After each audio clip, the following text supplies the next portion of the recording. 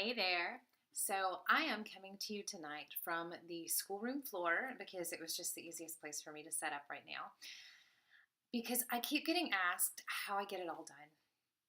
And I'm going to be really honest, as a working from home homeschooling mom, I don't. I don't get it all done.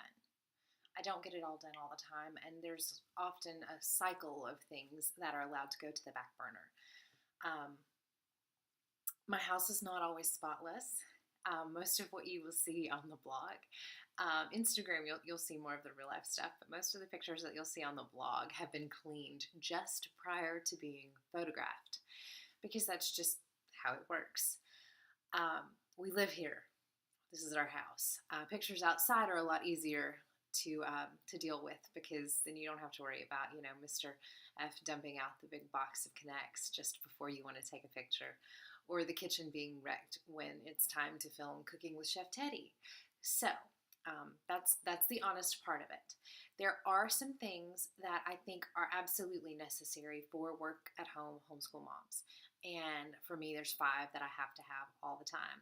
And the first of those is I have to have my goals, and I have to have them laid out. I have to know exactly what my goals are. I have to know why I'm doing it. I need them for my business. I need them for my family. I need them for my home. I need them for our homeschool. And for me, I use Power Sheets. They're phenomenal. I've been using Power Sheets now for, I think, 4 years, 3 or 4 years. I got my first set not too long after they came out. And the new ones are coming out October 25th, and I'm so excited. I have like a month to go in these, so the timing really couldn't be better. My favorite part of the Power Sheets is the tending list. The goal stuff is hard work. The tending list is where you put what you want to work on.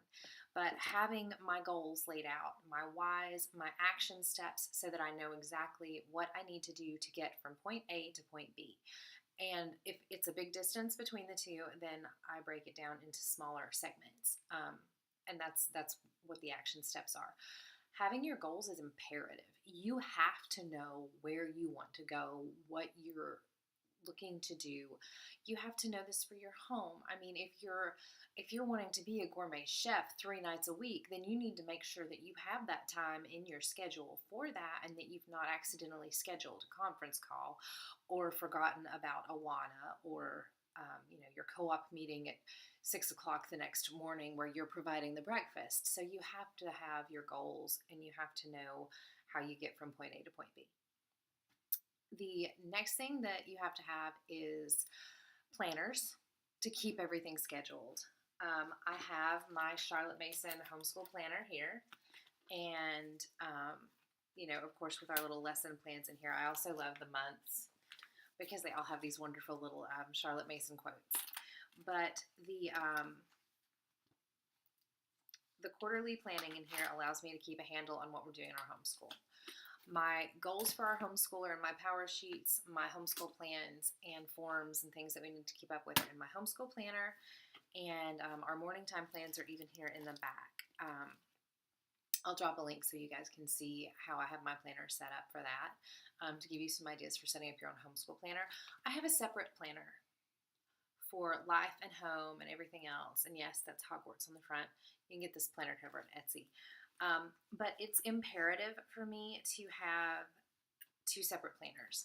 I tried having everything in one, and it was miserable. It was huge. I couldn't take it anywhere.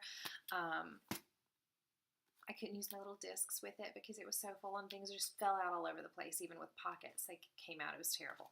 So I have 2 that are this size now, and I just shrunk my Charlotte Mason planner down so it would fit.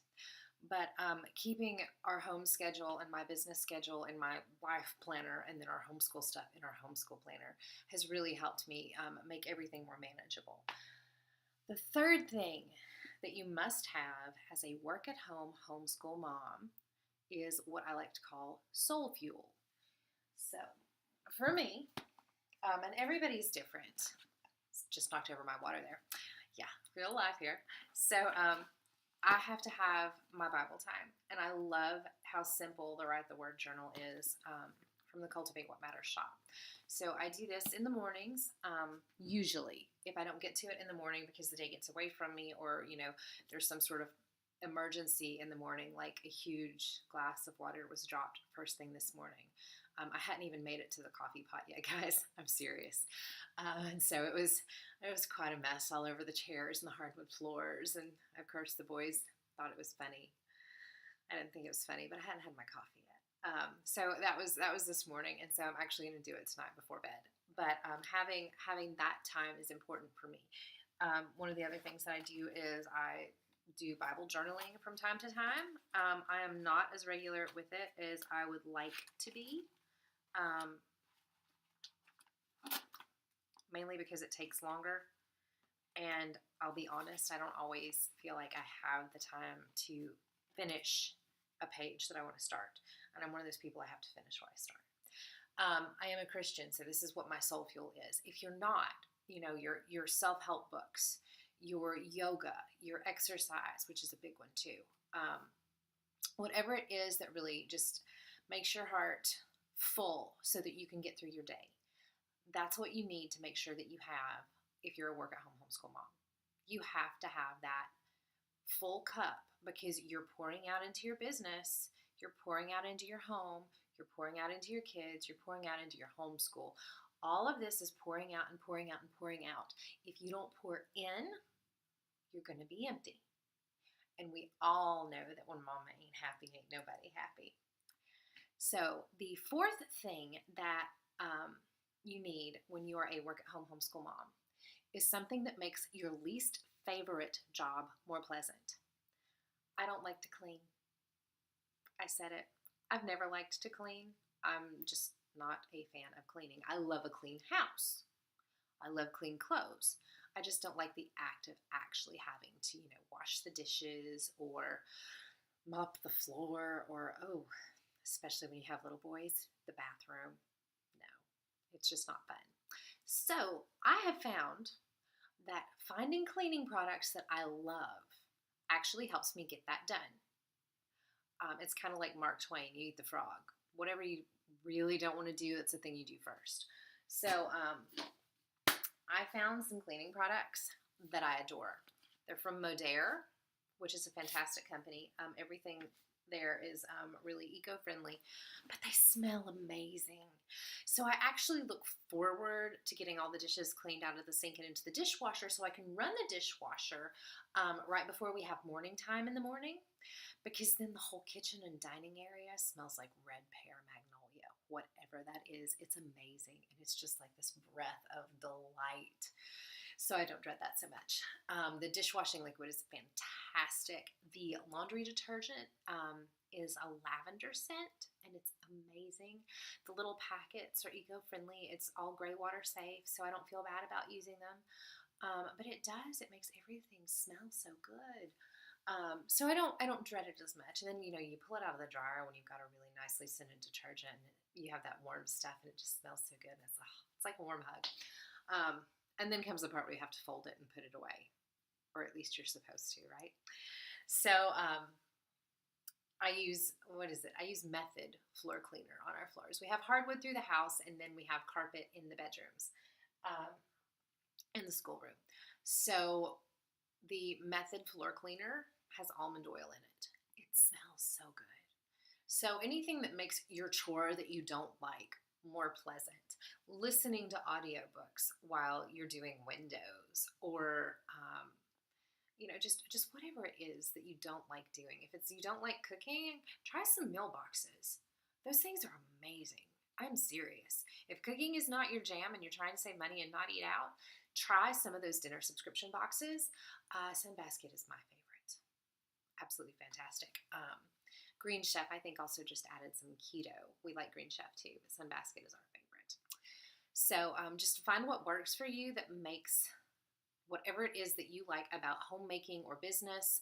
If you want to hire a VA for Twitter, it's a good investment, provided your audience is on Twitter, obviously. But you know what I'm saying here. So you want to make sure that whatever that thing is that you like the least, if it's math, get an online math program for your kids. Seriously. teaching textbooks does the teaching for you for math once they're third grade and up. But yeah, it's good stuff. So whatever it is that you don't like, figure out a way to make it more pleasant, or if you can, outsource it.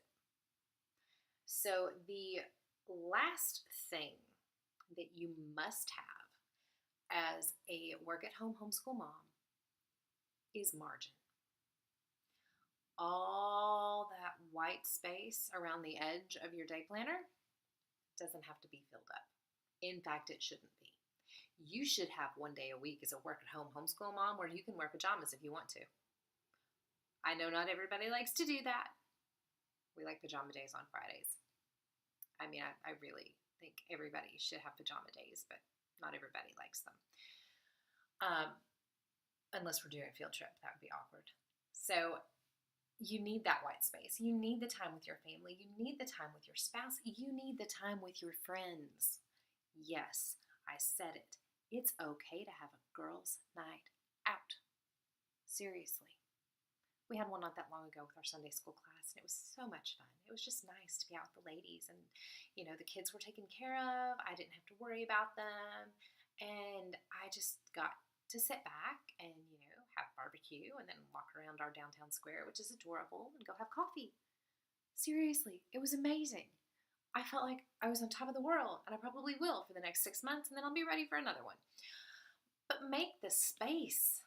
You don't have to sacrifice your sanity on the altar of being a work-at-home homeschool mom.